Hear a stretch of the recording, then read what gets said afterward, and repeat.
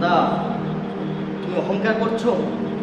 আমি রব যদি তোমার জবানটা বন্ধ করে দেই, কথা বলতে পারবা? আমি রব যদি তোমার চোখগুলো বন্ধ করে দেই, তুমি চোখে দেখতে পারবা? আমি আল্লাহ যদি তোমার হাতগুলো বন্ধ করে দেই, হাতের চলাফেরা যদি বন্ধ করে দেয়, তুমি রব বান্দাকে দেখতে পারবা, হাত চলাইতে পারবা? তোমার পা গুলা যদি আমি অবশ করে দেই, তোমার পা দিয়ে হাঁটতে পারবা?